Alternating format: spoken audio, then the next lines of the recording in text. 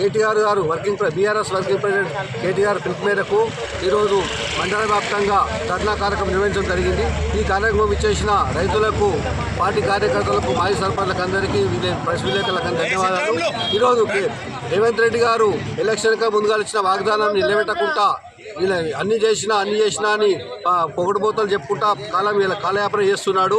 ఏది ఒక్కటి అమలు కాలేదు. 6 గ్యారెంటీలు ఒక్కటి అమలు కాలేదు. కేవలం బస్సు ఇచ్చి ఆడోళ్ళ కాళ్ళ కొట్టాలి పెట్టడం తప్ప వేరే 6 గ్యారెంటీలు ఒక్కటి అమలు కాలేదు. ఇప్పటికైనా హరీష్ రావు రాజీనామా చేయి తప్ప అది ఒక్కటి చేస్తున్నాడు, భజన చేస్తున్నాడు. ఆయన చేసింది కేవలం 30% మందికే రుణమాఫీ అయింది. ఇంకా 70% మందికి రుణమాఫీ కాలేదు. కాబట్టి నువ్వు రాజీనామా చేయమన్న అర్హత నీకు లేదు.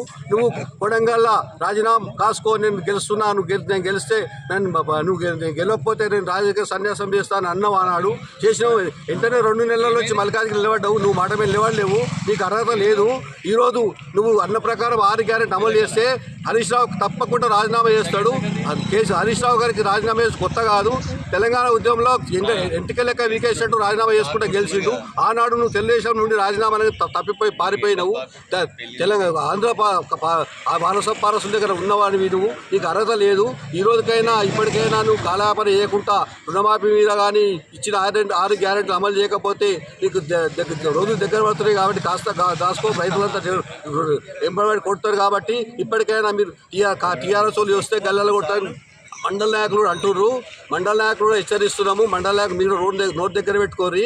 మీరు చెప్పినా చేయలేరు. కాబట్టి మమ్మల్ని ఎవడేమన్నాడు. ఇప్పుడు మిమ్మల్ని వస్తే మిమ్మల్ని కొడతానికి రెడీ ఉన్నారు. ఆడోళ్ళు సిబ్బంది పెట్టుకొని రెడీ ఉన్నారు. 20,000 ఇస్తామన్నారు. 20,000 ఇవ్వలేరు.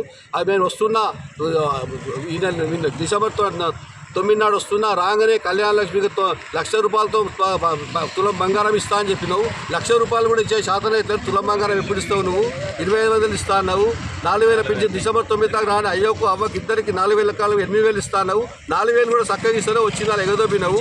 రైతు బంధు అనేది అందరికీ పడంగానే అందరికీ ఉపయోగపడుతుండే. అలాంటి రైతు బంధును బంద్ చేసి రైతు బీమాని ఇంత పెట్టినవు. అవన్నీ బంద్ చేసి ఇప్పటికైనా రైతు బంధు చక్కగా ఇవ్వాలి. రైతు బంధుతో చాలా ఉపయోగపడేది. కాబట్టి అవి ఏటీఎం లెక్క ఉంటే రైతు బంధు అందరికి ఉపయోగం ఉంటే ఈ రుణమాఫీ అనేది కేవలం 5 సంవత్సరాలకు ఒక్కసారి చేసేది. రైతు బంధు 6 నెలలకు ఒకసారి వచ్చి రైతులకు ఉపయోగపడుతుండే. పంచాలు కూడా పనిచేస్తుండే. అటువంటిప్పుడు రైతు బంధువులు చక్కగా నడిపించాలి. నువ్వు ఇచ్చిన 6 గ్యారెంటీలు ఇచ్చి ప్రజల్లో దిగాలని కోరుకుంటున్నాను. తర్వాత డిసెంబర్ 9కే రుణమాఫీ సంతకం పెట్టమని రేవంత్ రెడ్డి గారు మాట్లాడిండు. ఆయన గౌరవాన్ని కాపాడుకోవాలంటే మొట్టమొదలు 15 ఆగస్టు వరకు రుణమాఫీ చేస్తానన్నాడు. 31,000 కోట్ల రూపాయలు రుణమాఫీ చేస్తానని మాట్లాడిండు. కానీ ఇప్పటి వరకు రుణమాఫీ చేసింది 17,000 కోట్లు మాత్రమే. అంటే 50% మాత్రమే జరిగింది అన్నట్టు లెక్క. ఆయన లెక్కనే ఆయన చెప్పిన గౌరవనీయులైన ముఖ్యమంత్రి గారు చెప్పిన మాటనే 31,000 కోట్లతో ఇప్పటి వరకు 17,000 కోట్ల రూపాయలు మాత్రమే రుణమాఫీ జరిగింది. కాబట్టి ఎంత మట్టుకు రుణమాఫీ జరగడం ఆత్మవిమర్శన చేసుకోవాలి. గౌరవనీయులు వ్యవసాయ మంత్రి తుమ్మల నాగేశ్వరరావు గారు, పొంగులేటి శ్రీనివాసరెడ్డి గారు మరియు ముఖ్యమంత్రి ముగ్గురు కూర్చుండి మనం చేసింది ఎంత మట్టుకు సమంజసంగా రైతులకు న్యాయం చేయడం అనేది ఆత్మవిమర్శన చేసుకోవాలని నేను కోరుతున్నా. ఇకపోతే మహాలక్ష్మి పథకం కింద గౌరవనీయులైన స్త్రీలకు మేము బస్సులు నడుపుతున్నామని చెప్పిండ్రు. ఇప్పటి వరకు ఎల్దుర్తి మండలంలో 5 ముఖ్యమైన రూట్లు ఉంటే ఒక్క రూటు కూడా బస్సు సరి అయిన నడపడం లేదు. ఎక్కడ నువ్వు స్త్రీలను గౌరవిస్తాడు, ఎక్కడ నువ్వు స్త్రీల కోసం నువ్వు బస్సులు నడిపిస్తావు అనేది ఆత్మవిమర్శన చేసుకోవాలని కోరుతున్నాను. పొన్నం ప్రభాకర్ రావు గారు చాలా మాట్లాడతాడు. ఇప్పటి వరకు మండలంలో ఎన్ని బస్సులు నడుస్తున్నాయో ఒక్కసారి తెప్పించుకొని చూసుకోవాలి. బస్సులు కంపల్సరీ నడిపిస్తేనే నువ్వు ఏదో ఎలక్షన్ కోసము ఈ రుణమాఫీ చేసి ఎలక్షన్ పోదామని మీరందరూ ఏదో కుమ్ముక్కై చేస్తున్నారు. కానీ ఎక్కడ కూడా పబ్లిక్లో మీ యొక్క గౌరవాన్ని కాపాడే పరిస్థితులు లేవు. రుణమాఫీ ఇప్పటి వరకు కూడా 60% జరిగింది. 40% ఇంకా బాకీ ఉన్నది. కాబట్టి ఆత్మవిమర్శన చేసుకొని రుణమాఫీ వెంటనే తక్షణమే రిలీజ్ చేయాలని నేను కోరుకుంటున్నా. ఇకపోతే ఏదైతే మీరు గ్యాస్ సిలిండర్ల మీద గొప్పలు చెప్పుకుంటారో, పేపర్ల మీద పత్రికల మీద చెప్పుకుంటారో, ఇప్పటివరకు గ్యాస్ సిలిండర్ల యొక్క 500 రూపాయలు పడుతున్నాయా? ఎక్కడ కళ్యాణ లక్ష్మి తులం బంగారం ఇస్తానరా? ఇవాళ వరకు ఇవాళ 21-22 తారీఖు ఇప్పటి వరకు పెన్షన్ డబ్బులు పడలేదు. ఆ ముసలోళ్ళ గతి ఏం కావాలి? వాళ్ళ యొక్క బ్రతుకులు ఏమిటి? నువ్వు చెప్పింది ఏమని చేస్తుంది ఏమని? జీతాలు పడతలేవు. ప్రభుత్వ ఉద్యోగాలకు ఇప్పటి వరకు జీతాలు పడతలేవు. దీని మీద మీరు ఏం స్పందిస్తారు? రైతు బంధు అన్నావు, నువ్వు రైతు భరోసా అన్నావు. రైతు భరోసా ఇచ్చినా ఇవాళటి వరకు రైతులకు ఎంతో మేలు జరిగేది. ఇప్పటి వరకు కోతలు ఇంకొక నెల 15 రోజులు అయితే కోతలు వస్తున్నాయి. రైతు భరోసానే ఇవ్వలేదు.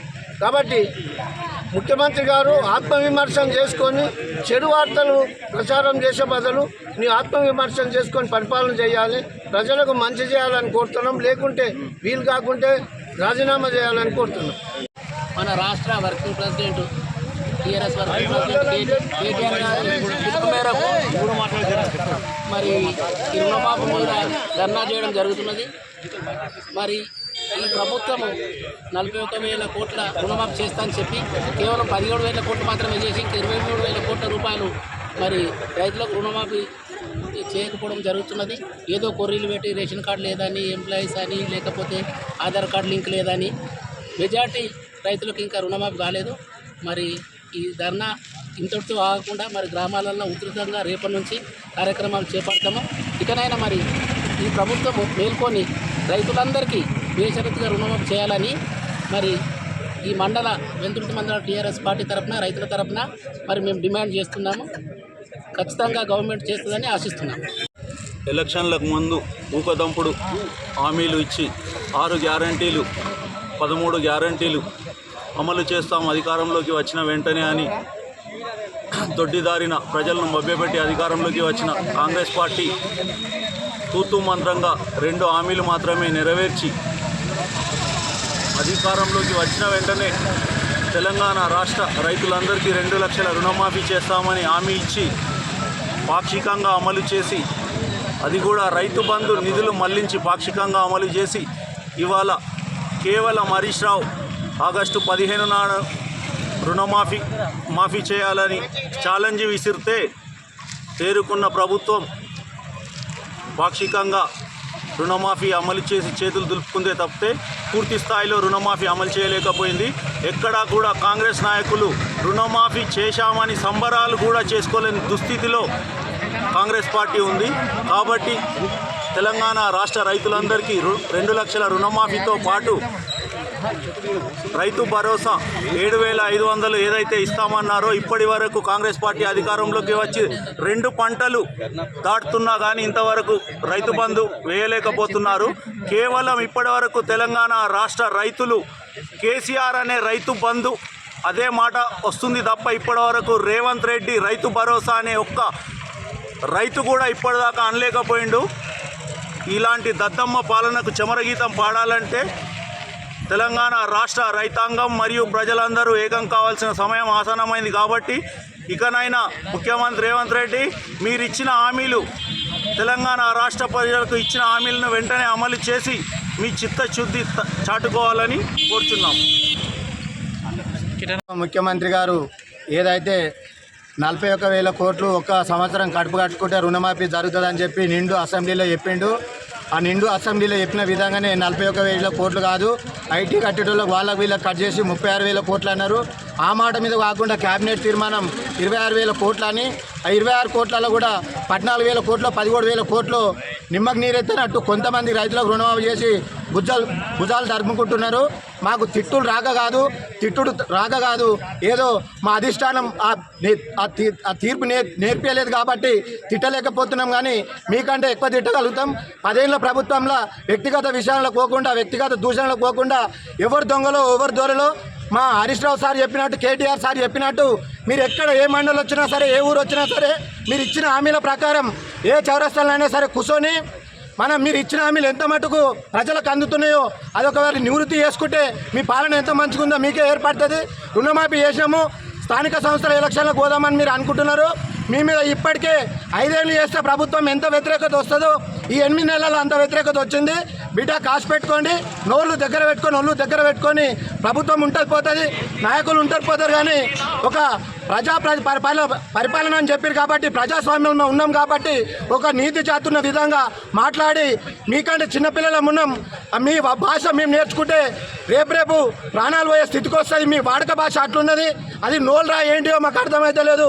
గౌరవ ముఖ్యమంత్రి సీటు విలువ ఇచ్చైనా సరే ఆ పద్ధతి మార్చుకోవాలని చెప్పి హెచ్చరిస్తున్నాం. సీఎం రైతులకు 2 లక్షలు. శంకర్ని మాకు ₹1,00,000 ఉన్నది అప్పు. మా పేరు అనేది రాలేదు. మాకు గ్యాస్ సిలిండరు అది పత్రిక ఇచ్చిర్రు 500 ఇంపించుకోరని, అది కూడా లేదు. ఏమీ రావు. 900లకు తీసుకుంటున్నారు గ్యాస్ సిలిండర్. మాకు అసలు పైసలు అయితే ఇస్తలేరు. అవి రుణమాఫీ రాలేదు. అవి అకౌంట్లో పడతలేవు. 900లకు గ్యాస్ పక్కా ఉంది. అదైతే జరుగుతుంది. సరే మరి.